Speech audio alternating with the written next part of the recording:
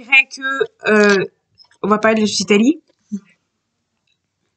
Je dirais que très souvent les gens croient que la Suisse-Italie ne connaît pas les cultures espagnoles, musicales et tout ça.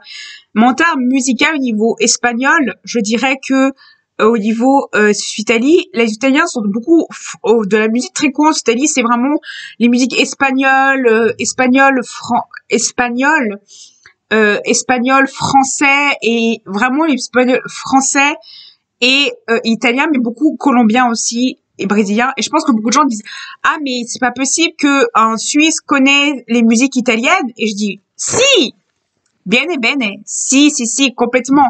Complètement les Italiens connaissent la musique espagnole et même beaucoup plus suisse, et c'est complètement différent. Je dirais que souvent ils disent oui, les Suisses sont tous pareils, mais non. Je dirais que Suisse-Italie n'a pas du tout la même mentalité que la Suisse romande. C'est pas du tout pareil. Et la Suisse romande, en fait, il y a différentes. Ce que c'est la Suisse romande? La Suisse romande, c'est la Suisse francophone, la Suisse francophone, la Suisse germanophone et la Suisse italiophone. Je sais pas si je tout pas, qui est différente. Et en fait, le système Suisse-Italie, c'est un système mélangé. En fait, c'est trois systèmes mélangés en gros. Si jamais je fais un système, c'est mélangé en gros. En gros, il y a le système italien, il y a le système italien, le système suisse. C'est un mélange entre les trois. C'est un système sans faire un global, c'est un mélange entre le système italien, c'est-à-dire le système italien, c'est-à-dire que le mode italien, c'est un mélange entre le système italien de base, le système français et le système suisse. C'est un mélange entre les trois, donc il y a vraiment ce côté-là où il y a des matières qu'on peut retrouver en France, en Italie, et des matières qu'on peut trouver en Suisse, et des matières qu'on peut trouver en Italie. Et du coup, au niveau santé, c'est un mélange aussi, c'est plus un mélange entre l'Italie et la Suisse. C'est-à-dire que c'est un mélange, il y a la sécurité sociale, mais ce côté aussi italien. Donc en fait, il y a ce côté-là. Et il y a beaucoup de Suisses italiens, la majorité des personnes dans mon milieu que je connais, sont des Suisses immigrants, c'est-à-dire que c'est des Suisses immigrants, c'est-à-dire que c'est des personnes des Italiens qui sont pas d'Italie par la guerre et qui sont vécus en Italie. Donc c'est beaucoup des Italiens, c'est-à-dire c'est beaucoup d'Italiens d'origine, c'est beaucoup d'Italiens d'origine italienne qui ont vécu en Suisse, ont eu une origine italienne quelque part. Et du coup, ça fait que finalement, c'est assez compliqué. Et du coup, c'est pareil. Après, est-ce que le passeport italien a beaucoup plus de force que tout simplement le suisse? Est-ce que le passeport italien a beaucoup plus de force que le suisse? La plupart du temps, en fait, on n'a pas besoin d'avoir un passeport italien parce que quand on est européen, comme français, on est considéré comme italien de base. C'est-à-dire qu'on n'a pas besoin d'avoir un passeport ou un visa pour vivre en Italie. Tu peux vraiment vivre sans besoin forcément de passeport ni de choses pour vivre en Italie. Il y a très souvent, par exemple, des Suisses, des Italiens qui vivent en Suisse, mais qui travaillent en Italie, ou le contraire des Suisses qui habitent en Italie, mais qui habitent en Suisse. Il y a souvent le contrat entre les deux. Après, simplement, c'est basé sur mon expérience personnelle, donc forcément, c'est pas forcément, il y a beaucoup de choses qui ont changé de ce que j'ai vécu ou pas. Donc, il y a beaucoup de choses qui changent. Et moi, on dirait au niveau scolaire aussi, c'est beaucoup du même système, c'est le même système italien. Et il y a beaucoup de choses qui fait finalement au niveau du travail aussi, c'est un mélange entre le système suisse et le système français au niveau italien, au niveau de la Suisse-Italie. Et ce qui fait que c'est différent que la Suisse francophone, c'est que la mentalité est complètement différente. C'est vraiment une mentalité italienne. Il y a plus une mentalité italienne que vraiment suisse. Et il y a ce côté-là où la sécurité est pas considérée comme pareil là-bas, ce n'est pas considéré pareil. Les portes sont très souvent ouvertes, ils sont pas forcément fermées. Les maisons sont souvent grandes, t'as souvent les gens qui ont des propriétés, qui sont propriétaires, qui ont de propriétés. Ou par exemple, c'est souvent des appartements ou des colocations. En fait, le plus courant, c'est les colocations et les appartements. C'est un peu les deux, appartements et colocations. Appartement et colocation, c'est les deux choses qui sont le plus courant en Italie, c'est appartement. En Italie, c'est souvent les colocations et les appartements. Très souvent, c'est ça. Parce que les colocations ou les Airbnb, c'est plus facile et tout ça, c'est plus facile de trouver parce qu'avoir acheté un appartement, c'est compliqué. Acheter une maison en Italie, c'est pas un souci, mais c'est beaucoup de fonds financiers, c'est beaucoup de choses. Et souvent, c'est génération, du coup, c'est souvent générationnel.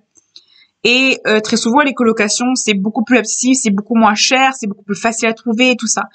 Après, au niveau des voitures, je dirais que très souvent, les gens prennent des voitures en Italie. Ils ont souvent leur permis de conduire. Mais l'Italie, certains conduisent bien, d'autres conduisent vraiment comme des chauffards. Donc, au fait de la conduite en Italie, c'est un peu comme ci, comme ça. Au niveau de la nourriture, dès que tu achètes la nourriture, ça coûte plus cher. Dès que tu es dans les petits restaurants, ça coûte un quart du prix parce que de manger dehors, c'est pas cher. Mais acheter la nourriture, c'est trop cher. Par exemple, ce que je conseille en Italie, c'est vraiment à manger dehors parce que vraiment manger, acheter des plats, en fait, ça coûte trop cher. Plutôt que quand tu manges dehors, c'est plus facile, t'as beaucoup plus de choses en Italie. Après, ce que je conseille comme métier qui est très courant en Italie, c'est la restauration et tout ce qui est entretien des locaux. Tout ce qui est entretien, tout ce qui est cleaning, tout ce qui est vraiment faire le nettoyage, tout ça. En Italie, les langues en Italie qui sont très courantes, c'est le français et l'italien. Il y a aussi l'anglais, donc il y a 3 langues que très souvent les gens entendent parler, c'est l'anglais, l'italien, l'anglais et le français. Et dans les matières obligatoires en Italie, c'est souvent les 2 matières qui sont obligatoires, c'est le français et l'italien. Donc très souvent en Italie, on va parler, il y aura les trucs obligatoires, c'est l'italien. C'est pas pareil comme la Suisse romande, la Suisse francophone où les trucs obligatoires c'est l'allemand, l'italien et le français. Mais très souvent c'est souvent le français et l'allemand. Là pour l'Italie c'est plutôt le français et l'italien qui est très courant, qui est souvent courant et il y a beaucoup de français. Après, tu as des Italiens où il y a de proposer de l'allemand, mais c'est très, très, très, très rare. C'est hyper rare que les gens proposent des Suisses, aux Italiens. C'est très rare qu'en Italie, il y a vraiment de l'allemand dans les cours. Souvent, c'est du français ou de l'anglais qui proposent. Et l'anglais et l'italien, oui, l'italien parle très mal anglais. C'est pas... les Italiens parlent, oui, certains parlent très mal anglais, mais certains parlent aussi très bien anglais. Et en fait, c'est très souvent aussi le cas. Je pense qu'en Italie, j'ai qu'il y a beaucoup de gens qui parlent anglais et italien, beaucoup plus que maintenant. À l'époque où j'étais, il y avait pas beaucoup plus. Maintenant, c'est beaucoup plus automatisé. Il y a beaucoup plus d'Italiens qui parlent, c'est-à-dire qui parlent plus en plus anglais. Donc, très souvent, on parle anglais. Et il n'y a pas beaucoup de différence entre l'anglais et l'italien. L'Italie et la Suisse-Italie. Il n'y a pas beaucoup d'exemples, mais très souvent, les Italiens veulent pas considérer comme Italiens et l'Italien veut pas considérer comme Suisse aussi. Et ce qui est compliqué, il y a aussi beaucoup d'immigration entre les deux et tout ça. Mais il n'y a pas vraiment beaucoup de différence en dehors du système de santé et tout ça qui change. Il n'y a pas beaucoup de différence au niveau de la mentalité en dehors de petites choses, mais il n'y a pas beaucoup de différence entre la mentalité suisse-italienne et la société italienne en général. C'est souvent un peu pareil, en fait. Après, ce qui est pas pareil, c'est que c'est un gouvernement fédéral, ce qui est pas du tout pareil. Et le système suisse-italien est un système assez compliqué. Et je dis quelque chose, par exemple, la Suisse-Italie a des accords avec l'Italie. Donc les Suisses-Italiens ont un accord. La Suisse-Italie a un accord avec l'Italie. Ce qui fait que tout simplement, l'Italie, les gens qui sont suisse-italiens ont la facilité à immigrer en Italie très facilement. Il n'y a pas de problème d'immigration ou de problème de tout ça, il n'y a pas beaucoup. Et c'est pas vraiment un problème d'être suisse-italien, souvent, tout ça. Mais tu n'es pas prêt de la même manière parce que tu es considéré comme européen, t'es pas considéré comme réellement immigrant. En Italie, quand t'es en dehors de l'Europe, t'es pas considéré comme immigrant, t'es juste considéré comme quelqu'un qui part d'un pays qui déménage, en fait. En fait, c'est différent parce que par exemple pour l'autre pays en dehors, c'est juste immigrant. Mais pour un Suisse italien, c'est pas comment différent parce que pour un Suisse italien, t'es considéré comme quelqu'un qui déménage juste en Italie. Donc t'as pas vraiment ce problème d'émigrer dans un pays parce qu'en Suisse Italie, t'as pas vraiment ce problème de j'immigré dans un pays, comment je fais pour émigrer parce que en fait les Suisses italiens ont ce côté-là où il n'y a pas vraiment de problème au niveau immigration, où clairement les Suisses italiens ont cet avantage d'être facilement à émigrer. Et par exemple, si tu es Suisse italien et que tu es origine bon, je vais exemple. Vous êtes Suisse italien et vous voulez émigrer dans le pays tout simplement. Vous avez un pays d'origine, voilà le pays de votre parent. Par votre parent est émigrant en Italie. Vos parents vont, par exemple, votre parent vient d'un pays où vous êtes originaire d'immigration. Vous voulez de Milano et votre famille est d'origine Milano, par exemple. Vous pouvez émigrer dans le pays, au fait, vous êtes. Après, je vous conseille pas les grandes villes, parce que les grandes villes, souvent, ça coûte cher et c'est compliqué de trouver des colocations, tout ça. Les villages, c'est mieux, c'est plutôt les Italiens de base et souvent le meilleur italien, c'est vraiment le village. Et les villes qui sont alentours sont les villes alentours de la Suisse Italie, c'est vraiment Milano. Et Milano, c'est vraiment la ville qui est près de la Suisse. Milano et d'autres villes autour. Il y a vraiment des villes italiennes qui sont très courtes. En fait, ce qui sépare entre l'Italie et la Suisse, c'est juste une montagne en fait. C'est juste une montagne sans barrière, sans frontières directement. Il y a rien en fait. Il y a des frontières, mais pas vraiment. En gros, il y a juste le Ponte d'Arso, qui est une des choses qui fait partie de la Suisse Italie. Et tu as une montagne, tout ça. Et tu as une frontière entre la Suisse romande et la Suisse Italie qui s'appelle... il y a le Gothard. Du coup, t'as le Gothard. Et tu passes par le Gothard et par le Saint-Bernard. Aussi, t'as le Saint-Bernard. Et t'as une autre montagne où tu peux passer en gros. Il y a une montagne pour passer de Suisse romande à la Suisse Italie. Et t'as aussi une montagne qui passe de la Suisse Italie à la Suisse l'Italie, à la Suisse Italie à l'Italie. Et du coup, tu as ce côté-là où la Suisse Italie est considérée comme simplement là. Mais au niveau des considérations, je veux dire tout simplement que quand tu es suisse, par exemple quand je suis partie de Venise et tout ça, on m'a pas demandé autant de choses. On m'a pas demandé beaucoup de choses. Par exemple, quand par exemple, j'avais des camarades qui étaient français.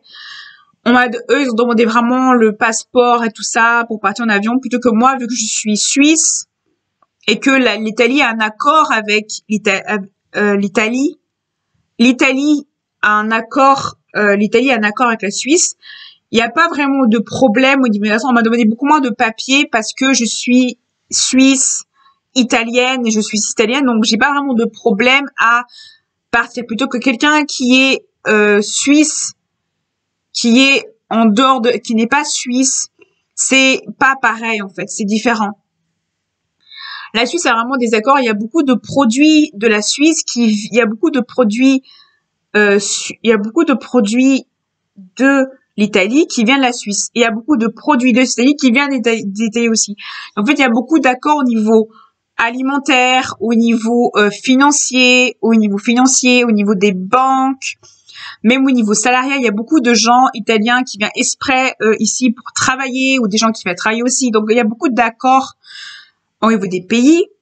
Il y a beaucoup d'accords aussi au niveau du gouvernement. Par exemple, il y a beaucoup de gens des Italiens qui viennent pour travailler et tout ça. Et il y a beaucoup aussi d'Italiens, Suisse-Italiens qui viennent travailler en Italie pour traduire l'italien ou venir pour gagner de l'argent plus facilement ou des fois même pour traduire. Parce que, précisons que, voilà, à l'époque où j'étais moi, il y avait pas beaucoup de gens qui parlaient français et c'est très compliqué, c'est carrément une chance d'avoir des gens qui parlent français. Maintenant, la langue française, c'est beaucoup plus concrétisé, donc il y a beaucoup de gens qui parlent français, mais il y a quand même des régions d'Italie où les gens ne parlent pas français et c'est très compliqué parce que tu es la seule à parler français et c'est assez compliqué. Au niveau de l'accent, ce n'est pas du tout pareil en Italie et en Suisse romande. Alors, Suisse-Italie et Italie, désolé, Suisse-Italie et Italie, c'est pas du tout le même accent, c'est pas du tout la même chose, c'est pas du tout le même accent, la même chose, complètement. Et on n'a pas du tout la même manière d'accent, en fait. Et très souvent, le petit sous-ça, ce qu'il peut avoir, c'est le fait que vu qu'on apprend au italien l'italien et le suisse-italien, du coup, les gens apprennent les deux. C'est-à-dire qu'ils apprennent l'italien et le suisse-italien. Et au niveau de la beauté en Italie, il y a des critères de beauté. Et les mêmes critères de beauté qu'il y a en Italie, c'est les mêmes critères qu'il y a en Italie. Et il y a tout ce côté sociétal, ce côté de la famille, du respect de la famille, ce côté où les familles sont ouvertes, des familles qui sont très traditionnelles, et ce côté où la famille, tu dois à la famille, tu dois faire tout à la famille, tu dois à la famille demander des choses, tout ça. Ce côté, tu dois à la famille ou pas. Et t'as ce côté aussi où t'as ce côté ouverture d'esprit, et ce côté où tu dois ouverture d'esprit, l'Italie, tout ça. Où les gens sont trop ouverts d'esprit, avec beaucoup d'idées, où ils vont pas des discussions très facilement. Après, t'as aussi ce désavantage aussi, qui est voilà. Après, quand tu es africain, voilà, ça c'est une question que j'ai, ça c'est question que je peux dire, c'est quand tu es africain, je dirais que c'est oui, tu es beaucoup plus critiqué. Oui, tu es beaucoup plus critiqué. Oui, tu as plus de mal à gérer le fait que tu es africain. Après, moi, j'ai pas eu de grands commentaires parce que j'étais africain. J'ai pas eu de commentaires désobligeants. J'ai pas eu de critiques. Et je pense que c'est quand je suis devenu beaucoup plus vieux que j'ai eu des critiques. Et les gens sont plus tendance à être restreints, à me discriminer, à être méchants. Après, il y a des gens qui sont gentils. Oui. Mais aussi des personnes qui sont hyper méchants parce que je suis africain. Automatiquement, ils vont pas penser que je suis italien d'origine, ils vont pas penser que je suis italien, on dit que tout le monde pensait que je suis de l'Afrique. Et du coup, de ce côté-là, où il y a un certain racisme qu'il faut pas manquer, à ce côté, oui, c'est accepté, mais en même temps, c'est pas forcément accepté complètement. C'est pas accepté complètement. Après, il y a beaucoup d'Africains qui sont complètement acceptés. Il y a beaucoup d'Africains qui aussi, il y a beaucoup de critiques. Et moi, je dirais que très souvent, les critiques sont beaucoup liées aux femmes, je dirais, aux femmes africaines en Italie. Les femmes africaines sont beaucoup critiquées et jugées, et les hommes, pas beaucoup en Italie, mais je dirais beaucoup au niveau du racisme, plutôt au niveau de tout ça. Et il y a un certain racisme, mais pas partout, mais on a du racisme. Et je dirais que c'est intensifié parce que les Italiens n'ont pas l'habitude de voir des Africains, n'ont pas l'habitude de voir des gens métis, et pour eux, n'ont pas l'habitude. Et quand tu dis que tu es Italien d'origine africaine, c'est pour eux carrément un étonnement en mode « Waouh, tu es Africain, c'est incroyable ». Et par exemple, quand tu es suisse-italien et que tu n'es pas né en Italie, que tu es d'origine, c'est encore plus compliqué parce que pour eux, ils ne comprennent pas, et du coup, c'est compliqué.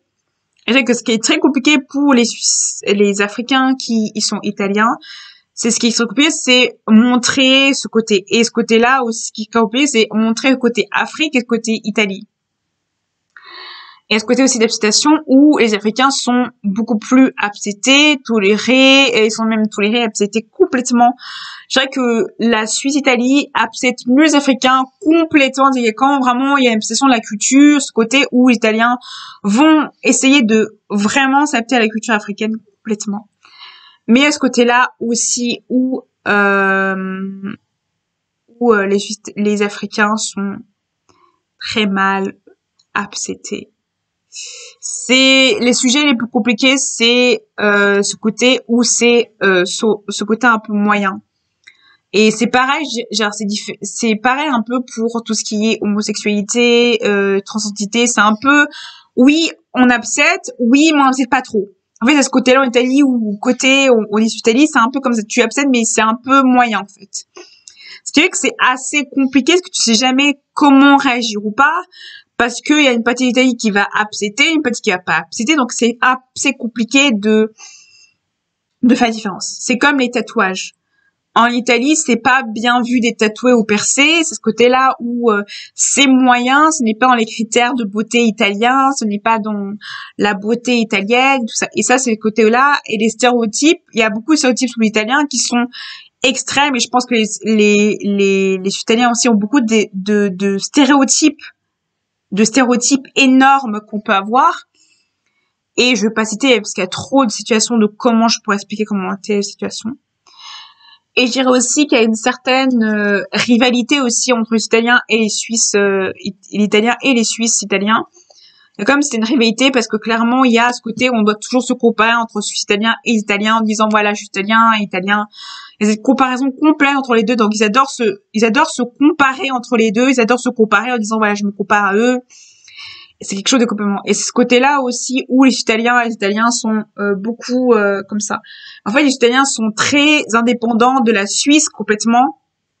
C'est vrai que les Suisses italiens on est beaucoup plus indépendants que les Suisses, Suisses, tu vois. Les Allemands, ils sont ce côté, ils ont un côté un peu ensemble. Et les Suisses italiens, on est vraiment en mode indépendant. C'est nous, on a nos gouvernements, notre manière d'être. En Suisse Italie, on a des euros et des francs. On a un peu les deux. On a des francs et des euros. En argent, je ne comprends pas toujours. Et on a des francs et des euros en Italie. Voilà. Et en Suisse romand, en Suisse romand, en Suisse francophone, on a le franc et en Allemagne, on a le franc aussi. Ce qui est que c'est pour dire que la Suisse Italie est complètement indépendant. Et aussi, c'est compliqué quand tu es originaire, que tu fais des papiers administratifs en Italie, tout ce qui est acte de naissance, c'est que tu dois vraiment passer. Et l'Italie, à ce côté-là aussi, où très laxiste, très détendu, je suis détendu, je fais ce que je veux, je suis détendu. C'est-à-dire, c'est non, plus tard, ça va aller, plus tard. Et ça, c'est le côté en Italie qui est extrêmement énervant, je dirais. C'est que l'administratif italien, l'administratif italienne est très relax, détendu. Et c'est ça le petit problème, je dirais, c'est que des fois ils sont très mal organisés. L'organisation, des fois, c'est vraiment mal. Les modes de transport, c'est pareil. L'organisation, c'est vraiment mal organisé des moments. Donc il faut vraiment être patient. En Italie, il faut être patient. Voilà, là, ce qu'on sait, c'est être patient. Parce que si tu n'es pas patient, tu peux vite t'énerver, vite te mettre dans les tours. Surtout quand l'Italie, tu mets vite dans les tours parce que c'est très énervant. Et c'est horrible parce qu'il faut vraiment être calme pour pas s'énerver. Parce que tu peux le mettre dans les tours dès que tu vois, surtout que c'est souvent le cas, tu dois te calmer. Sinon, ça marche pas.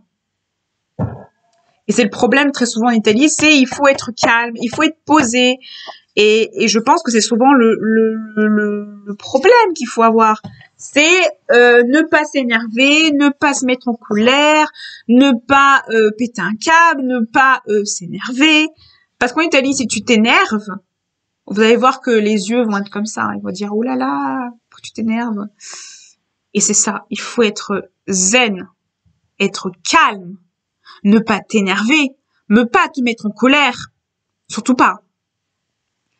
Et il faut être patient, très patient avec eux, très patient, surtout avec l'administratif italien, il faut être très patient. Parce qu'ils ont tendance à te parler très vite, donc il faut dire que tu comprends les choses, il faut dire ok, ça et ça. Ce qui est que c'est assez compliqué. Et il faut vraiment comprendre ce qu'ils disent. Il faut vraiment organiser parce que l'organisation aussi, il faut aussi être très souvent à l'heure, c'est hyper important être à l'heure, faut vraiment pas être en retard, faut vraiment être bien.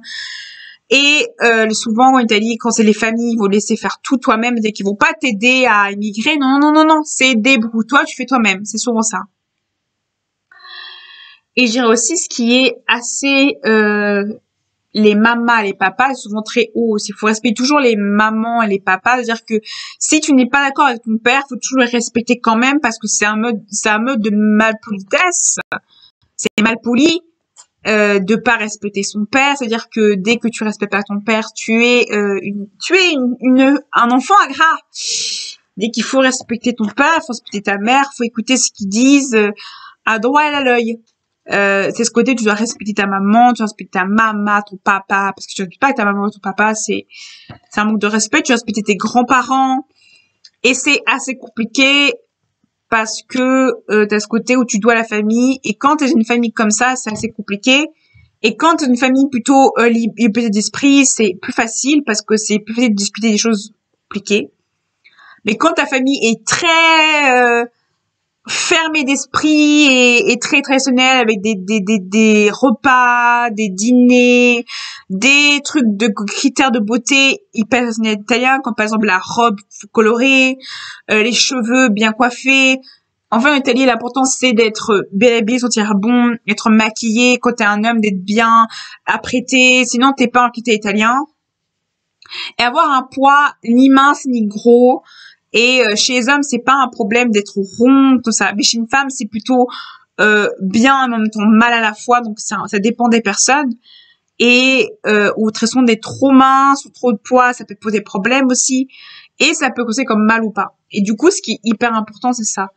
Et pour un parent, par exemple, le fait que tu as des maladies mentales ou que tu handicapes, c'est considéré comme un échec pour la famille, parce que pour eux, c'est considéré comme un échec, parce que pour eux, tu n'es pas leur critère à eux. Tu n'es pas l'enfant que tu voudrais être. Et pour eux, pour les familles italiennes, quand un enfant est malade ou handicapé, on va cacher pour l'image de la famille, pour que la famille soit bien imagée, tout ça. Et l'image de la famille est très important, l'emblème de la famille est très important. En fait, pour avoir une place dans la famille, il faut mériter sa place. Et pour eux, ce serait important de passer de génération en génération. Et aussi, en Italie, pour tout ce qui est fiançailles en Italie, c'est hyper important. Il y a des mariages arrangés. Les mariages arrangés, en Italie, c'est toujours courant. Ça dépend des familles traditionnelles ou modernes. C'est les mariages arrangés. Ou tendance, on dit oui, je t'invite toi, t'as vu, t'es marié, donc je serai tel ami avec toi, tel ami avec ça, tel ami avec ça. Ça, c'est très courant en Italie de le faire. Et souvent, la relation, c'est complètement différent, je dirais. Et il y a 3 genres de couples. Il y a, on se fréquente, il y a le drague, et il y a je me fréquente. Fréquenter une personne, ça veut dire que tu ne sors pas avec la personne, mais la personne a le droit de sortir avec quelqu'un d'autre, mais vous n'êtes pas en couple. Vous êtes en couple, vous êtes fiancés, et après vous êtes mariés.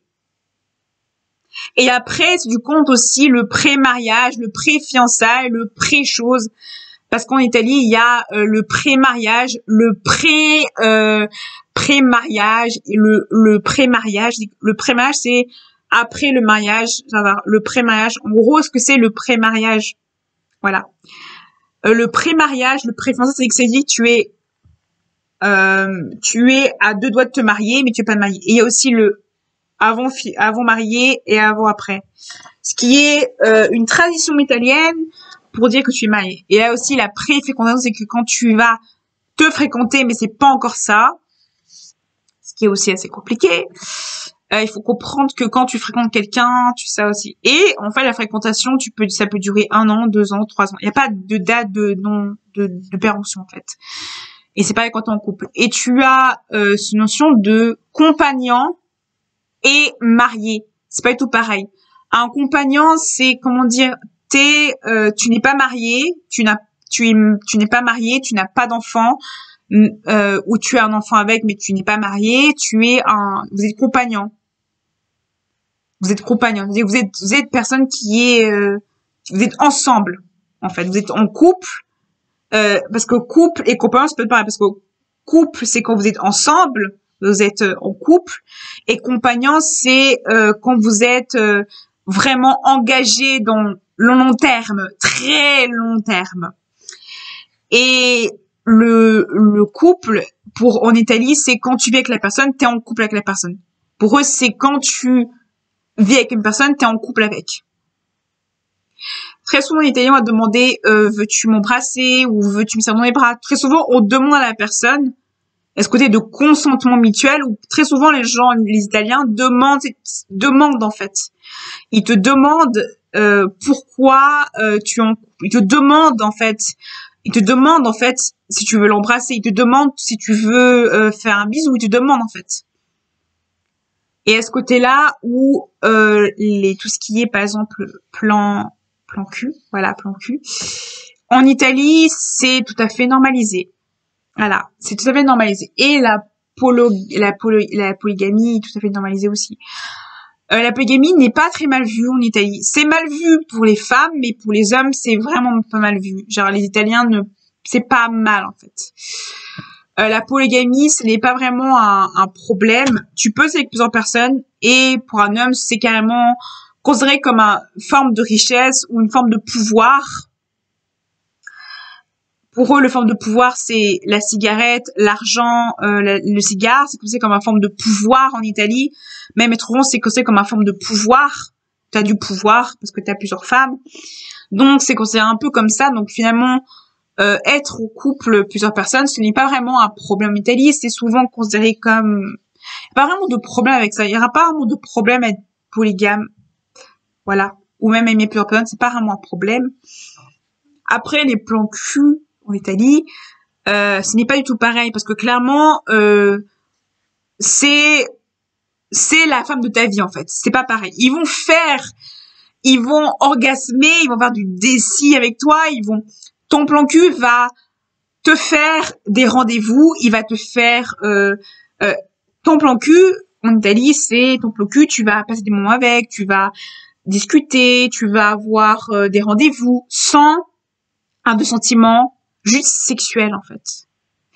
Et ce qui fait que en Italie, c'est compliqué pour ça. C'est très compliqué pour ça parce que clairement c'est ça. Et ton plan cul, tu vas avoir un plan cul, il va te faire à manger, il va s'occuper de toi, il va te faire du bien en fait. Ce qui est que c'est complètement différent en Italie parce que clairement les Italiens même en Italie, c'est souvent ça, ils s'occupent de toi, pour eux t'es la femme de leur vie. Donc tu dois te déguiser comme ta femme de ta vie même si ton plan cul que tu vas jamais le revoir, c'est comme s'il te faisait l'amour, comme s'il fait de l'amour, comme si c'était l'homme de leur vie, la femme de la vie, ta personne de la vie. Et c'est pareil c'est très souvent ça chez les hommes comme chez les femmes, c'est très souvent ça. Et par exemple, tu peux avoir une relation juste romantique avec une personne et c'est pas un souci. C'est-à-dire que tu peux avoir une relation avec quelqu'un sans avoir forcément du sexe et c'est pas forcément un problème en Italie. Très souvent, c'est même plus respecté. Carrément, c'est respecté. Le fait que tu n'as pas de relation sexuelle avec une personne, c'est respecté. Le fait que tu es juste romantique avec une personne, c'est respecté parce que tu es juste romantique. Et limite, pour eux, c'est un respect. Et limite, la virginité, c'est toujours quelque chose qui est important en Italie, parce que c'est un peu traditionnel, c'est important d'être vierge avant le mariage et tout ça. Et être vierge pour ton mari, c'est respectable.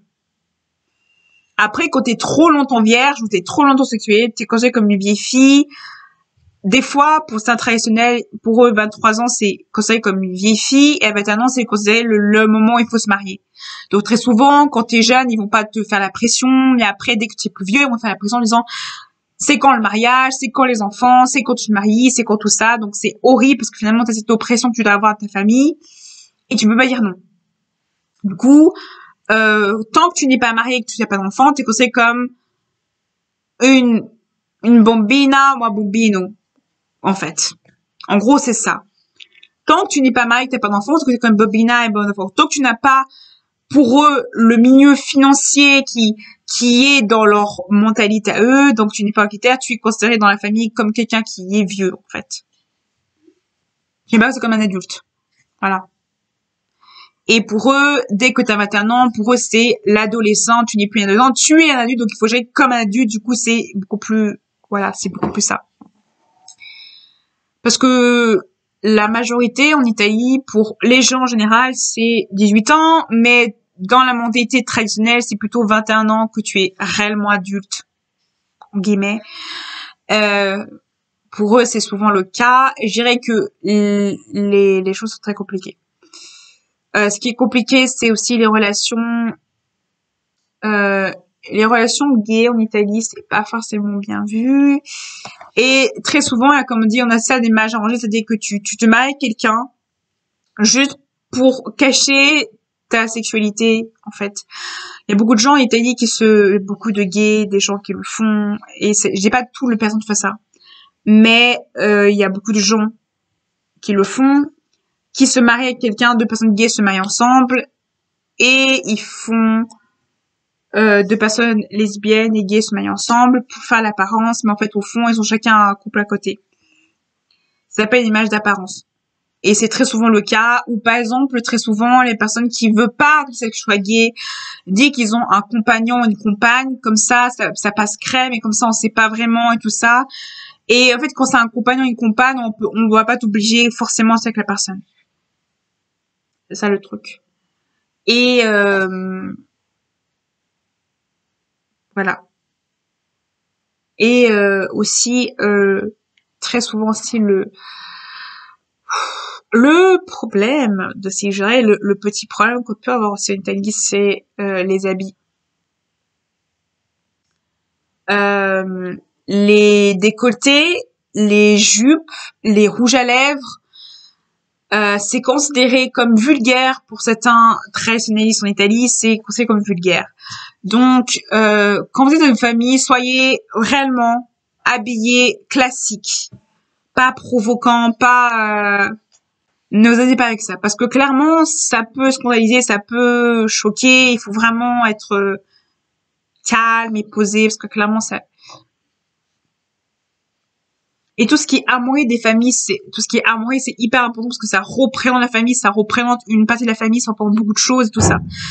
Et je sais que très souvent, les gens n'aiment pas que tu parles des vérités italiennes parce que très souvent les vérités, quand tu parles des vérités, des l'envers du corps de l'Italie, les gens n'aiment pas trop ça parce qu'ils trouvent que ça fait très négatif, que ça fait très, je sais pas, voilà. Et je dirais que très souvent dans tout ce qui est réseaux sociaux et tout ça, ils aiment beaucoup l'humour, la nourriture et tout ça. Mais aussi autre chose, des fois aussi la politique, c'est très important en Italie, c'est la politique. Tu dois avoir un parti, tu dois avoir un parti politique, tu dois penser à une politique, à un parti politique. C'est important d'avoir un parti politique. Très important. C'est pas un parti politique, c'est très compliqué parce que finalement pour eux c'est un problème. Si c'est pas parti politique, c'est un problème parce que tu n'es pas intégré à la société. Si tu ne connais pas les infos italiennes, tu as un problème parce que tu connais pas les infos italiennes. Si tu ne connais pas les problèmes, c'est un problème. Donc voilà, c'est un peu un problème de tout ça. Et je pense que le défaut de l'Italie, je dirais, c'est aussi la santé. Le système de santé italien, si t'es obligé, ou t'as deux choix. Ou tu as le public, le privé ou le spécialiste. Tu as le privé et public spécialiste. C'est-à-dire que tu as un spécialiste public et public, c'est vraiment les trucs publics, ou tu as le privé. Mais le privé, tu dois payer de toi-même. C'est pas l'assurance qui est remboursée. Mais tu as le privé que tu peux rembourser par l'assurance. Mais tu as aussi le public que tu peux avoir. Donc, tu as le public. Le public, c'est par exemple, t'as deux choix. Ou tu vas dans des cliniques. Les cliniques, souvent, les endroits de centre, c'est payant. Ou tu vas dans l'hôpital pour te faire soigner à l'hôpital. Ce qui fait que c'est très courant, les gens qui n'ont pas beaucoup d'argent, ils vont très souvent à l'hôpital, ou même des gens courtisés pour l'hôpital. Ou ils vont dans les centres. Et les centres, très souvent, ou c'est l'assurance qui rembourse, ou c'est pas forcément l'assurance et tout ça. Ou tu demandes à un médecin de venir chez toi et qu'il te soigne chez toi et de faire tout toi-même. Tu fais des kits, tu demandes des kits de venir chez toi, tu gères tout toi-même, en fait. Et il y a beaucoup de personnes italiennes qui ne voient pas beaucoup de médecins, qui gèrent un peu le truc. C'est pareil pour la grossesse, très souvent, ils ne gèrent pas beaucoup. En fait, avoir un médecin, la santé, c'est un gouffre financier. En fait, le gouffre financier en Italie, c'est les loyers et la santé. Ça prend tout ton argent. Parce que la santé, ils te demandent des assurances, tu dois rembourser beaucoup de choses. Il y a beaucoup de choses aussi qui sont pas remboursées par l'assurance. Il y a beaucoup de choses qui sont pas remboursées par les autres, tu vas toujours payer toi-même. Il y a beaucoup de choses qui sont remboursées, mais il faut faire beaucoup de papiers pour être remboursé. Et ça dure des fois des mois pour être remboursé. Et tu as l'électricité et le loyer, parce que l'électricité, le chauffage, tout ça. Et des fois, le chauffage est même pas intégré, donc tu dois payer le chauffage, tout ça. En Italie, le chauffage, c'est tu dois payer chaque mois, chaque fin de mois. Ou des fois, tu peux payer en avance de 3 mois en avance ou de 4 mois en avance, tu peux payer ça. Ou tu peux payer chaque semaine un petit truc chaque semaine. Ça peut être ou en ligne, par internet, ou ça peut être par carte. Avec la carte, tout ça, tu vas là-bas dans un kiosque. Voilà. Et les téléphonies, tout ce qui est téléphonique en Italie, pour un abonnement téléphonique, tu en as facilement. T'as ou la carte SIM que tu peux mettre à l'intérieur, mais que c'est vraiment n'importe quoi, faut pas acheter ça. Ou t'as l'abonnement italien. Tu as des abonnements comme en Suisse, tu as Salt, S-A-L-T. Tu peux avoir en Italie très souvent. En Italie, tu as Swisscom. Très souvent, il y a aussi en Italie Swisscom. qui est bien aussi. Après, ce que tu as, c'est Orange. T'as Orange en Italie. Après, faut faire quand même attention parce que des fois, très souvent, ils te font des abonnements en plus. Faut vraiment demander un abonnement qui soit bien. Faut vraiment regarder l'abonnement correctement parce que des fois, l'abonnement est pas forcément bien. Faut vraiment demander le bon abonnement parce que des fois, il te arnaque un peu. Et au niveau des banques, il y a Italie Banque où il y a des fois aussi d'autres banques qui est pareil qu'en Suisse. Après, tu peux demander une banque à l'étranger. Après, les banques italiennes, faut vraiment faire hyper attention parce que très souvent, on prend l'argent, il n'y a pas beaucoup d'économies. Après, je conseille vraiment du banking en ligne parce que le banking en ligne en Italie, c'est beaucoup plus courant. Donc, j'en prends en banking en ligne parce que le banking à la banque, souvent, ils te prennent beaucoup d'argent en Italie. Donc, je déconseille d'aller à la banque, personnellement. Et pour tout ce qui est téléphonie, je conseille vraiment de faire manuellement tout ça parce que c'est beaucoup mieux. Au niveau des contrats, vous pouvez ou avoir par poste, ou envoyer par poste, ou pour avoir par internet, c'est-à-dire tout par email. Ah, qu'est-ce que j'ai pas parlé? Au niveau des assurances santé, tu as une carte d'assurance maladie, une carte d'assurance accident, tu as le travail et tu as l'assurance de santé. L'assurance travail, en fait, en Italie, dès que tu travailles, tu as accès à tout. Par exemple, dès que tu travailles, tu as accès à l'emploi. Dès que tu travailles en Italie, tu as l'accès aux appartements, à la santé, tu as accès à l'appartement, à la santé et aux aides au logement. Tu as accès aux appartements, à la santé et à la scolarité plus facilement. Parce que en Italie, c'est plus facile d'avoir un boulot. Quand tu as un boulot, tu as la santé et tout ça. Est-ce que tu as des aides du gouvernement? Oui, tu as des aides du gouvernement. Tu peux avoir des aides du gouvernement italien. Tu peux demander. Bonne chance de trouver parce que c'est très rare. Voilà. À moins que tu es très, très, très pauvre, voilà. Mais sinon, voilà, faut vraiment demander, hein. Mais bonne chance parce que très souvent, les bureaux ferment très tôt et finissent très tard des fois. En Italie, les bureaux, de ce qui est bureau administratif, ça ferme très tôt. Et tout souvent, c'est ça. Mais les restaurants finissent très tard parce que souvent, les restaurants du soir et tout ça. Donc, il faut vraiment arriver tout. Et c'est très compliqué. Bonne chance, c'est tout ça, c'est très compliqué. Mais quand t'as un boulot, t'as accès à tout. Donc, un boulot, t'as accès à tout. T'as accès aux cours, t'as accès aux études, t'as accès à tout ça. Les études en Italie coûtent extrêmement cher, donc c'est hyper difficile. Souvent, tu dois payer toi-même les études des enfants, donc c'est très cher. Et trop souvent aussi, des fois, c'est remboursé. J'ai dit, c'est bizarre qu'une école est remboursée, mais bien sûr, les écoles, des fois, sont remboursées. Des fois, même, c'est des écoles gratuites en Italie, qui sont gratuits. Oui, ils sont gratuits. Il y a des écoles gratuites en Italie. Ça, c'est des écoles gratuites, il y a des écoles gratuites et des avocats gratuits, des trucs gratuits. Il y a beaucoup de choses gratuites, mais il faut connaître.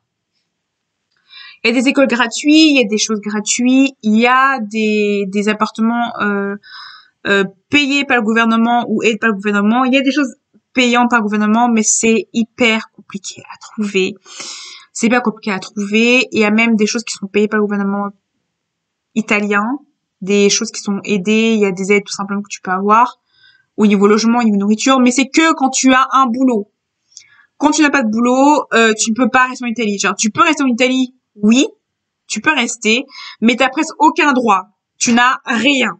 Si tu n'as pas de boulot, tu n'as aucun droit. C'est que tu peux pas travailler en Italie. Si tu n'as pas de boulot, tu peux pas. Si tu n'as pas de boulot, tu peux pas. Après, tu peux très bien rester en Italie sans statut.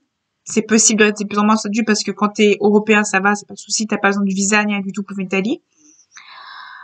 Mais en dehors de l'Europe, tu dois avoir un visa pour l'Italie. Et souvent, c'est assez compliqué parce que l'immigration en Italie, c'est assez compliqué. Tu dois passer par des bateaux ou tu dois demander pour l'immigration. Donc, c'est très souvent un parcours beaucoup plus long, difficile, ou à des centres d'immigration qui est très compliqué. Donc, c'est pas simple. Mais l'Italie est très souvent le pays où l'immigration est très souvent. L'Italie aussi, c'est très souvent le pays d'immigration.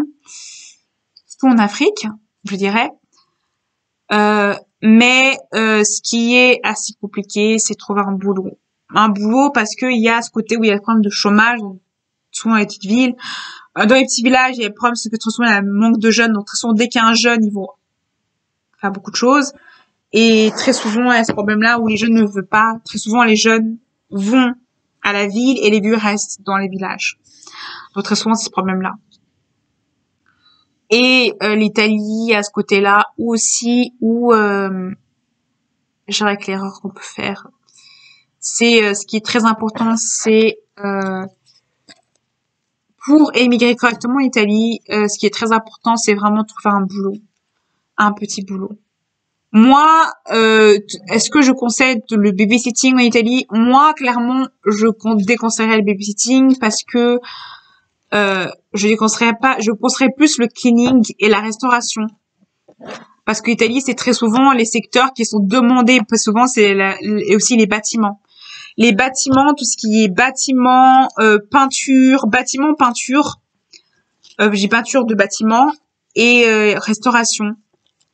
Très souvent, c'est ça qui est demandé très souvent en Italie, c'est souvent ce genre de choses, ou même tout ce qui est traduction, ou même quand tu es français, des cours en fait pour l'italien. Donc c'est très souvent ça qu'on demande aux personnes. Et je dirais que c'est plus fait de trouver un boulot dans un petit, c'est plus compliqué de trouver un boulot dans une grande ville qu'un village. Je dirais que même les villages c'est compliqué. Les deux sont plus compliqués de trouver un boulot. Après, ce que je conseille, c'est vraiment d'aller directement, passez pas par quatre chemins, allez directement. C'est pas comme la Suisse, France, ok, où faut vraiment faire des démarches, tout ça. Allez directement, demandez aux gens, si vous parlez pas bien italien, parlez anglais, si vous parlez pas anglais, ils vont toujours donner votre chance. L'important, c'est que vous fassiez les choses correctement, tout ça. Donc, faut vraiment aller directement en Italie, vous dites, s'il vous plaît, je veux trouver un boulot, venez. Et réellement, essayez de trouver un boulot directement avec les gens.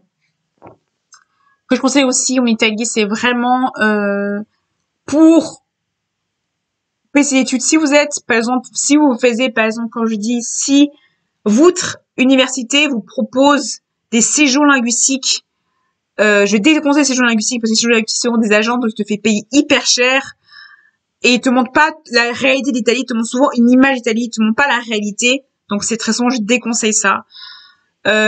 Après, le business, oui, ça peut être une bonne avantage en Italie. Souvent, il y a des francophones, ça peut vachement aider à l'Italie. Mais je déconseille aussi un peu parce que je trouve ça un peu moyen. Très souvent, c'est pas vraiment des fois, c'est un abus, c'est un abuse de vous et tout ça. Après, je vous conseille aussi de faire.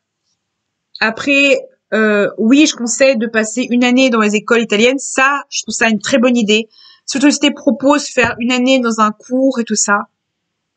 Surtout que Milano, c'est un endroit où réellement Milano, c'est vraiment un endroit où le côté culturel, au niveau artistique, il y a beaucoup de niveaux artistiques, c'est vraiment là où c'est vraiment là aussi où les cultures, ou même l'Italie en général, Rome, Milano, c'est vraiment les endroits où le côté artistique est vraiment mis en valeur. Tout ce qui est bâtiment, c'est vraiment Rome et tout ça, tout ce qui est éducation. Milano, c'est vraiment l'endroit de la mode. Et Venise, c'est vraiment l'endroit de la mode aussi, où vraiment tout ce qui est design, mode, c'est vraiment l'endroit où je conseille tout ce qui est cours. Et vraiment, c'est vraiment ce conseil tout simplement. Et Lugano, je conseille aussi aller à Lugano. Lugano, si vous pouvez pas aller en Italie, allez à Lugano, allez en Suisse Italie. Si vous pouvez pas aller en Suisse romande, allez en Suisse Italie pour faire vos études si vous voulez parler italien. Si vous avez trop loin, vous n'avez pas l'argent, la Suisse Italie, c'est aussi bien pour apprendre l'italien. Après, ce que je conseille, c'est réfléchissez, faisez des trucs hyper précis.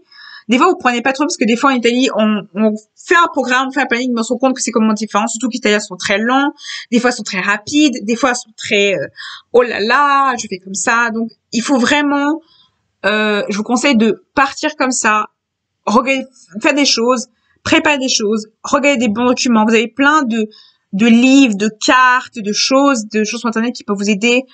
Des fois, Internet ne marche pas forcément parce que des fois, ils connaissent pas tout. Et des fois, je vous conseille d'aller un peu comme ça, d'aller à la hache et vraiment d'essayer d'étudier vous-même.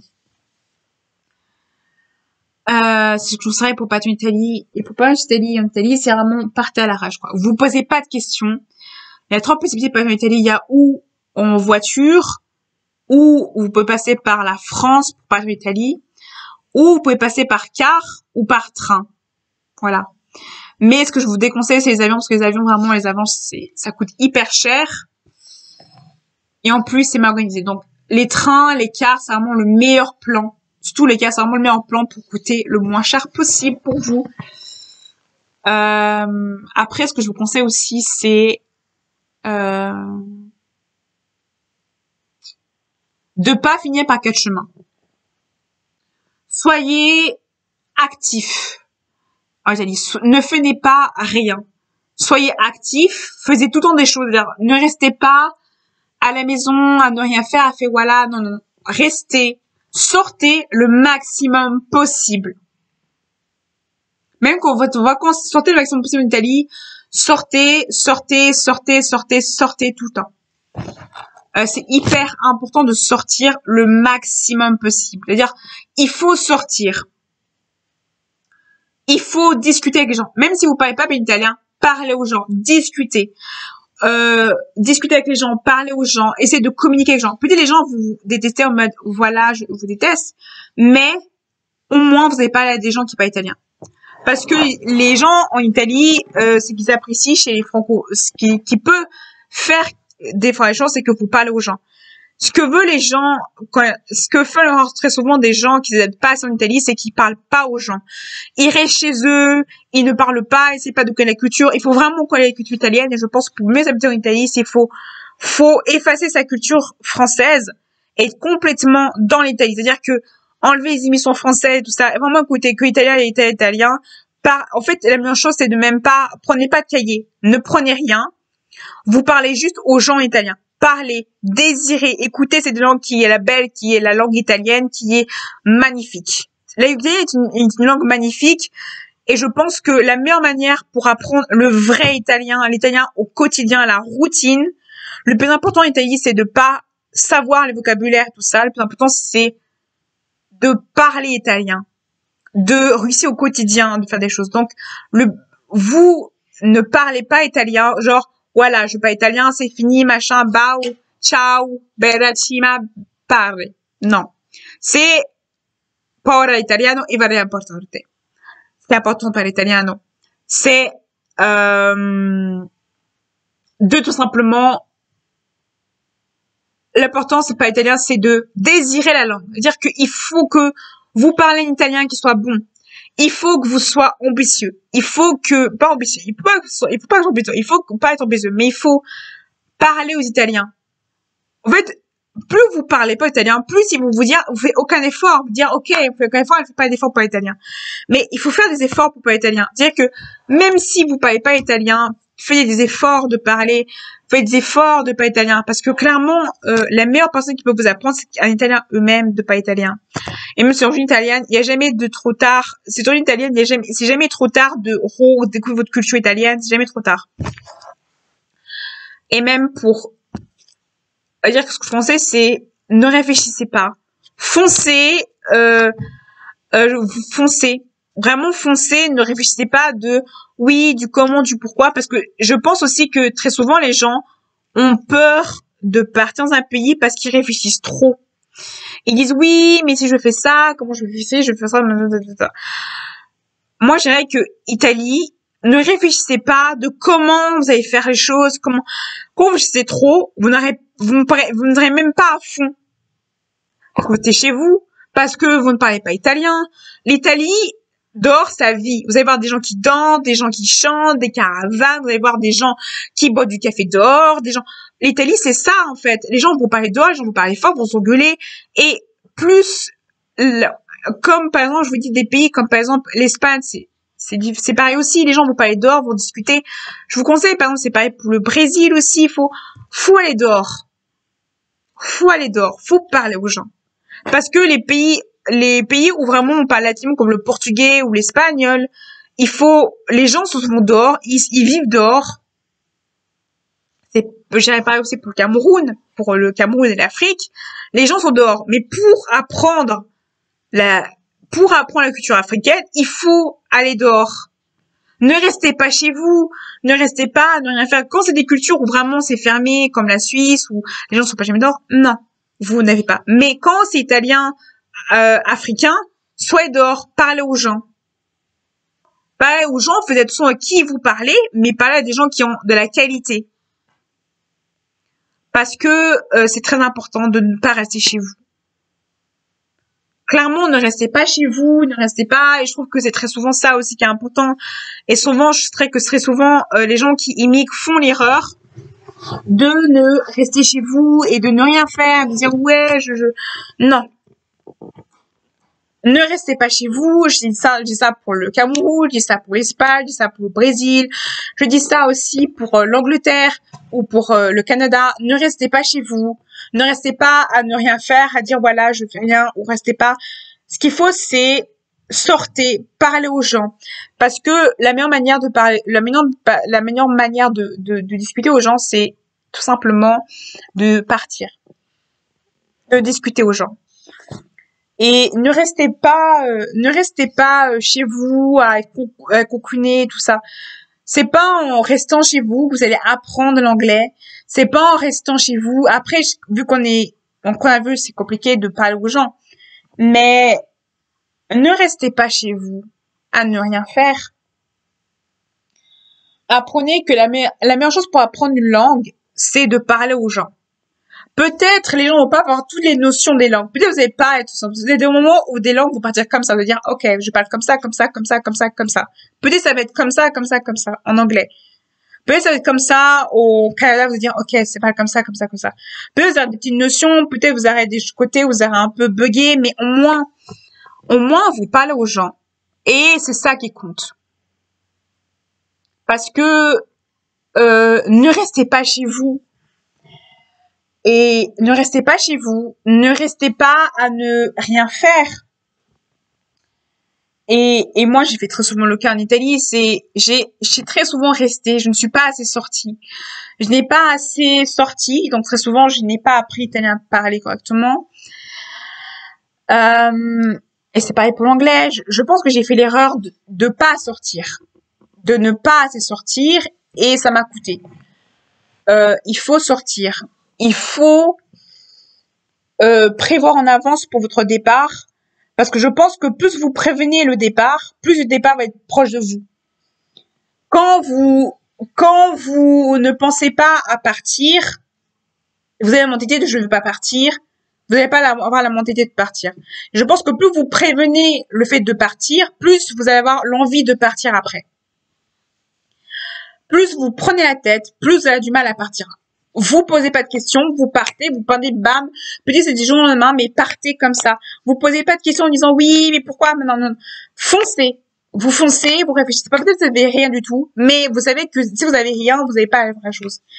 Et je pense que très souvent, on a peur aussi. Quand on voyage, souvent on a peur, on est genre bloqué, on a peur. Ce qu'il faut, c'est foncer. Vous foncez, vous faites quelque chose. Si vous dites vous partez.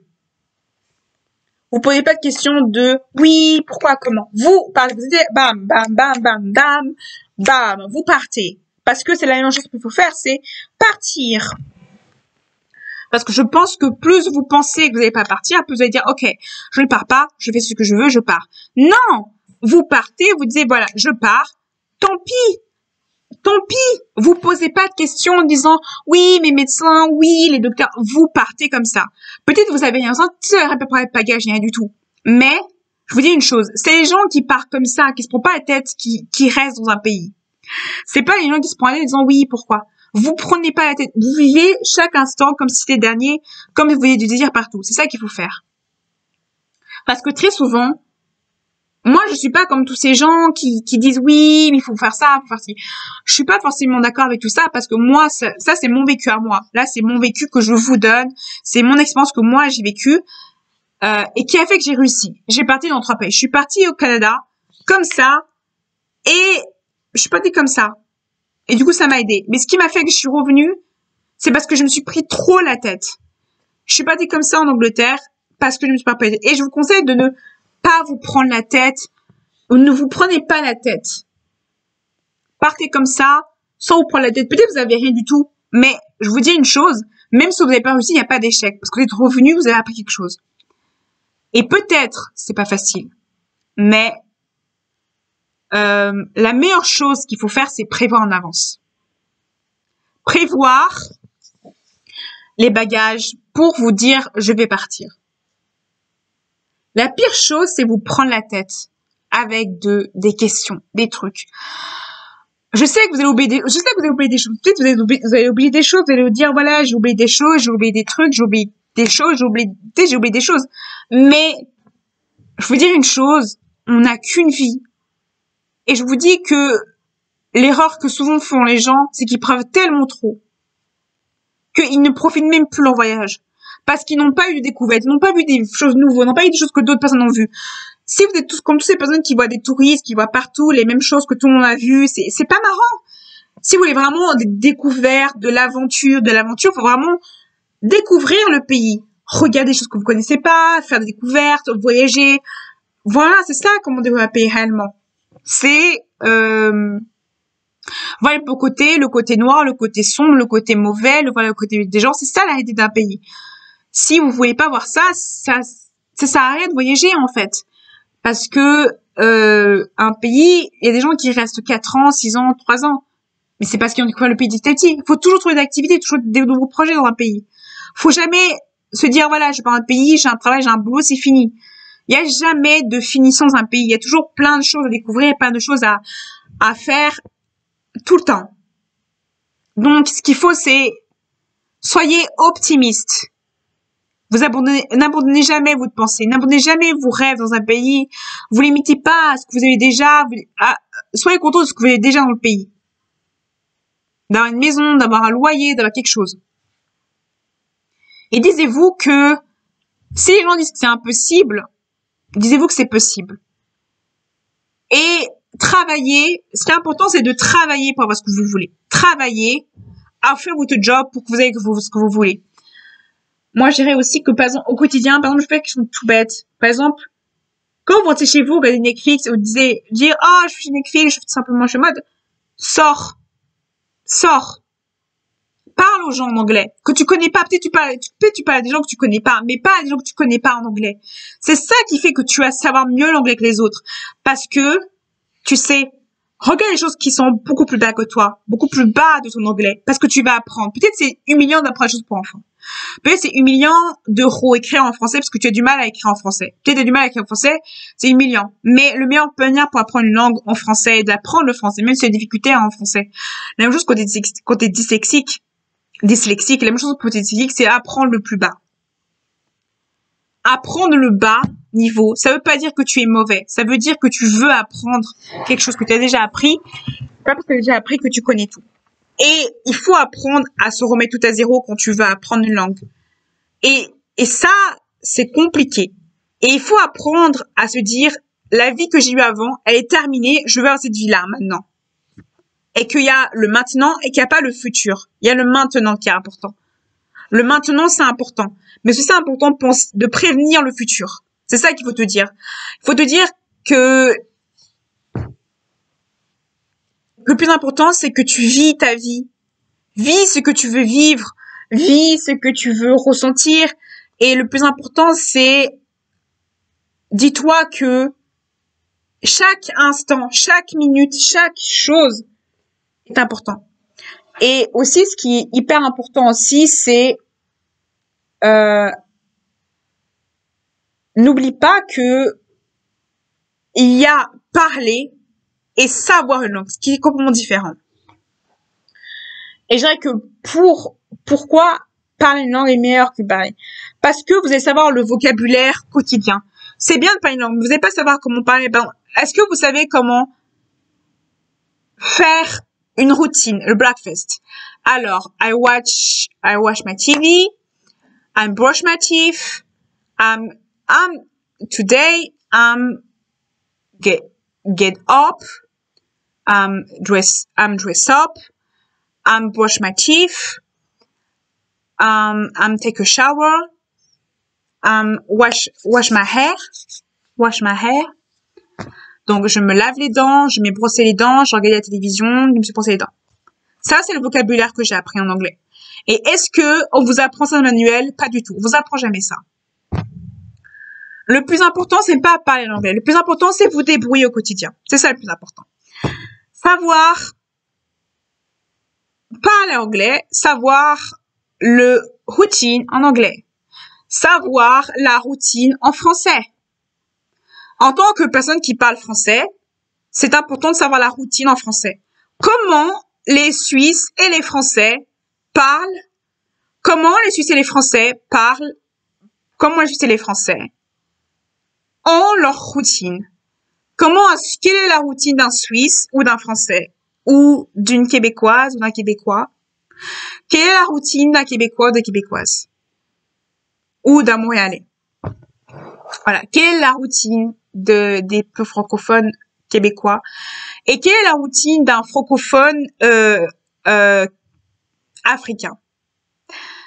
Et vous voyez que chaque routine, parce qu'il n'y a pas qu'un francophone, il y a plusieurs francophonies, il y a plusieurs francophonies, il y a plusieurs francophones. Il y a les Suisses, il y a les Français, il y a les Belges, il y a les Africains, il y a l'Afrique, il y a les Québécois, il y a anglophone anglais, australien, canadien, chinois et africain.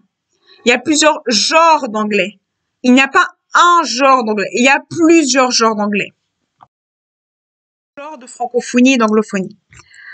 Par exemple, pour quelqu'un qui veut parler français, il y a plusieurs genres. Quel genre tu veux de francophonie? Est-ce que tu veux une francophonie qui soit générale, c'est-à-dire que tu veux pas de signification de culture, c'est-à-dire que tu ne veux pas la culture d'un pays, ou tu veux te intégrer dans une culture de langue. Et chaque francophone de parole de la francophonie qui vient bêter du latin, parce que le français vient tout simplement du latin, donc ça vient, c'est origine latine. En fait, il y a beaucoup dans le lexique et dans l'écriture, il y a du latin dedans. Donc dans chaque partie de francophonie, il y a ces dialectes, ces prononciations différentes, il y a ces argots et ces noms qui sont abrégés. Et tout simplement, il faut apprendre la francophonie qui est courante. Et la francophonie courante est souvent, et il y a l'origine du français, et l'origine du français c'est séparé en plusieurs pays. Et on pourrait dire que la francophonie est Afrique, mais il y a aussi une partie asiatique aussi, parce que il y a une francophonie asiatique, si je me trompe pas, parce qu'on pourrait dire qu'il y a des francophones en Afrique, même si c'est pas partie de la culture asiatique, il y a quand même des francophones en Asie aussi, des francophones, parce que aussi le métissage. La francophonie est différente. Ce n'est pas la même francophonie en fonction du pays. Par exemple, il n'a pas le même quotidien qu'en France ou en Suisse. Et je pense que c'est pour se cultiver bien dans la culture francophone, il faut apprendre toutes les parties de la francophonie pour se cultiver pour tous les manières francophones. C'est-à-dire que quand tu te éduques sur la francophonie culturelle de tous les francophonies, d'où tu sais comment dans chaque pays, comment est chaque accent, chaque chose. Comme ça, tu apprends la francophonie générale et du coup, tu te cultives sur les choses et du coup, finalement, tu as une francophonie qui est bien faite. Après, je dirais que ça dépend du pays où tu vas. Si tu vas en Suisse, tu n'as pas la même francophonie qu'en France. Et je pense que ce qui est très intéressant, c'est de connaître l'importance en français, c'est ne pas connaître la grammaire ni le lexique, c'est de savoir le parler. De savoir le parler au quotidien, la routine. Savoir la routine en français, c'est très important.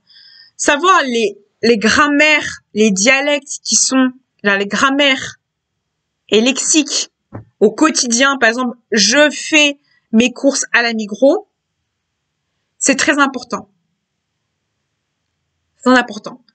Et savoir parler anglais par la routine. Et ce qui est important dans la traduction de langue, c'est savoir utiliser ta langue d'origine et ta langue que tu vas apprendre et réussir à traduire les deux. Et quand j'y traduis, ça veut dire que tu apprends les deux.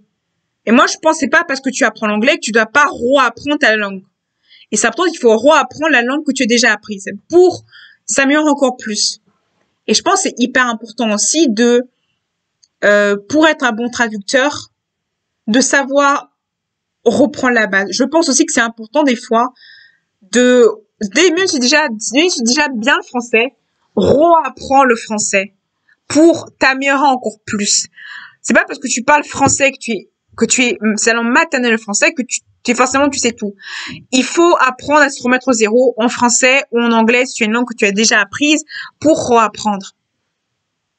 Et je pense très souvent des gens n'ont pas ces notions-là. C'est pas parce que tu parles français que tu peux forcément savoir le français.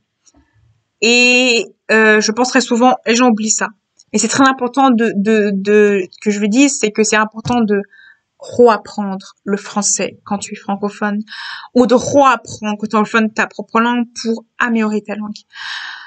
Parce que malheureusement, il y a beaucoup de Français qui ne veulent pas réapprendre leur langue, qui ne veulent pas refaire la base, qui trouvent ça inutile, débile ou même pas la force. Et du coup, c'est un peu dommage que finalement, la langue française est une langue magnifique, la langue anglophone est une langue magnifique. Et justement ça, le souci. Et la langue de Molière, simplement, est compliquée parce qu'il y a différents genres de langues, différents genres de langage. Il y a le langage lecture, le langage oral et il y a le langage littéral, qui est littérature. Et le lexique littératural et le lexique militantisme, ça, tout ce qui est militanté, tout ce qui est militantisme. Et il y a le langage courant, familier, courant, soutenu. Et tout ce langage-là est le langage journalier, ou tout ce qui est journaliste. Soutenu, c'est vraiment soutenu, familial, c'est un peu familial, et tout ce qui est soutenu, c'est un peu, vous voyez, tutoyer. C'est hyper important de savoir tout ça, parce que ça va t'aider à rentrer dans un milieu social qui est important au niveau du lexique, du langage. Parce que la grammaire, c'est tout ce qui est verbe, adjectif, tout ça, lexique, tout ce qui est un peu l'abouchement du verbe, et la partie du verbe, parce que le verbe, ça signifie quelque chose que tu veux faire, et l'objet signifie qu'est-ce que tu vas faire cet objet. Pour apprendre, pour simplement comprendre le français, il faut se poser des questions pour comprendre la langue. Parce que pour comprendre la notion de la langue, il faut se poser des questions. Par exemple, quel est cet objet qui est dans la phrase? Quel est pourquoi la syllabe est comme ça? Pourquoi pourquoi l'objet est ce bâti-là? Pourquoi est ça? Il faut se poser des questions dans le lexique et dans la phrase générale pour apprendre une langue. En fait, apprendre une langue, c'est pas juste apprendre, c'est aussi se poser des questions sur la langue qu'on apprend. Connaître la culture et connaître les choses, c'est aussi apprendre. Il y a connaître et connaître. Et c'est se poser des questions sur ces choses. C'est-à-dire, comment je sais socialement, comment je m'ouvre, comment la façon personnelle doit se fermer, je ferme la clé personnelle et je ouvre ma porte quand je parle. Le social. Important, c'est le niveau social. Apprendre le niveau social différent dans la société qui est du pays. Par exemple, apprends le niveau social riche, bourgeois, riche. Apprends le niveau social moyen et pauvre. Ou de niveau moyenne. Apprends ces différents genres de milieux, c'est important parce que finalement que tu as une connaissance du pays qui est assez générale. Et la connaissance du pays général fait que finalement, tu as une ouverture d'esprit, une connaissance du pays qui est assez vain. La connaissance du pays est une connaissance par la culture, par l'histoire, par ta connaissance qui fait, et ces connaissances-là vont servir à déclarer au pays où tu vas aller que tu connais le pays et que tu es apte à connaître et à être dans le pays parce que tu connais le pays. Ce qui fait que finalement, tu vas connaître le pays. Ce qu'il faut, c'est se poser des questions sur soi-même et sur qui tu es. Qui tu veux devenir un pays, qui tu veux devenir et quelle est la langue et quelle est la culture. Il faut vous poser des questions sur tout. Il faut poser des questions sur soi-même, sur sa propre origine, sur qui tu es, qui tu vas devenir, sur sa langue, sur sa connaissance. Et c'est important de se poser des questions sur soi-même avant de partir. Et même dans le pays, même. Et il faut être polyvalent et être bien. Il faut se connaître assez et il faut faire un bilan de qu'est-ce que tu as connu, ce que tu ne connais pas. Et il faut aussi être polyvalent et savoir s'effacer et savoir s'affirmer. Et ce qui est important aussi, c'est savoir un pays, s'informer et savoir expliquer le pays. Ce qui est très important aussi. Ce qui est important aussi, c'est de savoir réfléchir à la possibilité d'une possible émigration. Et il faut réfléchir des aléas, des conséquences, des aléas de tout ce qui peut arriver au-dessus, et des conséquences du côté négatif et positif du pays. Le côté négatif et le côté positif et négatif du pays. Toujours réfléchir aux deux. Réfléchir aussi entre les deux. Réfléchir au côté négatif, au positif du pays. Réfléchir à la question de soi-même. Se poser des questions sur ce que tu ressens réellement. Se poser des questions sur ta ressenti et ta manière d'agir aux autres. Se poser des questions pour ta manière de t'habiller, te comporter, ton comportement, ta manière de t'habiller, tes gestes et ta manière d'être en général. Pour tout ça, c'est des questions qu'il faut se poser. Et dans aucune vidéo, on me l'a dit, et justement, c'est ce que justement je regrette beaucoup de gens, c'est qu'on m'a pas expliqué ça.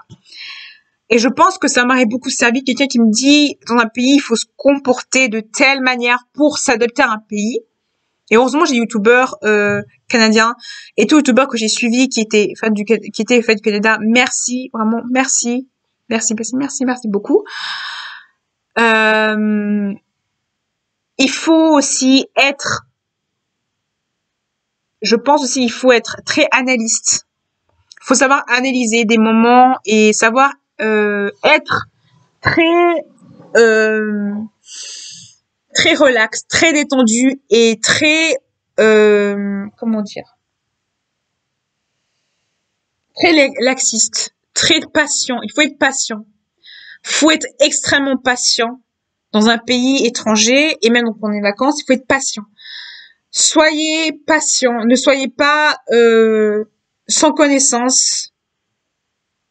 Soyez pas sans connaissance. Vous avez toujours fait des erreurs. Acceptez vos erreurs. Acceptez vos fautes que vous avez fait. Et reconnaissez vos erreurs. Vous avez toujours fait des erreurs. Et ne soyez intelligent. Ne soyez pas bête. Ne suivez pas tout. Soyez informés de votre pays. Soyez reconnaissant du pays qui vous a ouvert la porte. Soyez reconnaissant. Soyez reconnaissant de la porte. Soyez reconnaissant du pays qui vous a apporté quelque chose, même si c'est mal passé, même si c'est une mauvaise expérience ou pas. Soyez reconnaissant de l'ouverture d'esprit du pays et des gens que vous avez rencontrés. Prenez l'opportunité, foncez, ne réfléchissez pas. Et soyez juste. Soyez juste. Soyez quelqu'un de juste. Soyez quelqu'un de juste dans votre manière. Soyez honnête avec vous. Soyez franc. Écoutez-vous. Écoutez votre corps. Écoutez votre esprit. Écoutez-vous et en même temps, n'écoutez pas forcément vous tout le temps. Parce que si vous écoutez trop, après, vous allez des fois faire des bêtises. Et affrontez vos peurs dans le pays. Affrontez vos peurs, les peurs vous avez, affrontez-le. Et vous allez sûrement changer d'avis sur beaucoup de choses dans le pays et c'est normal. Au début, on a peur, on est euphorique, on a l'euphorie. Après, on passe à la déprime. Après, on passe à un état de joie. Après, on passe à un état de colère. Après, on passe à un état de monotonie. Après, on passe à un état... Il y a beaucoup d'émotions qui vont être en montagne russe et c'est normal. Donc, ce qui est important, c'est ne soyez pas idiots. Ne soyez pas idiots. Ne soyez pas... ne soyez pas... comment dire... tête baissée. Genre, pas tête baissée, mais... Ne soyez pas, genre... fixer sur un truc. Parce que des fois, vous pouvez fixer un objectif et ça va pas forcément s'appliquer comme vous voulez. Et c'est ça, la vie. Ça va pas se passer forcément comme vous voulez. Vous pouvez fixer un objectif, pouvez fixer un objectif et vous rendre compte que c'est pas forcément comme vous voulez. Et c'est ça la réalité de l'immigration, c'est que ça, quand on part dans un pays ou qu'on voyage, ça va pas forcément comme vous voulez. Et il faut que c'est ça. Très vite. Il faut accepter la situation, même si c'est difficile, accepter la situation comme elle est. Ne la niez pas, n'essayez pas de nier la puissance, n'essayez pas de nier ça, même si c'est compliqué, des fois vous allez nier des choses. Acceptez vos émotions, acceptez ce qui arrive sans faire des choses. Et battez-vous. Battez-vous le plus possible jusqu'à vous avez. Serrez-vous la ceinture jusqu'à avoir ce que vous voulez et ne lâchez rien. Voilà, c'est Pacifique et bientôt.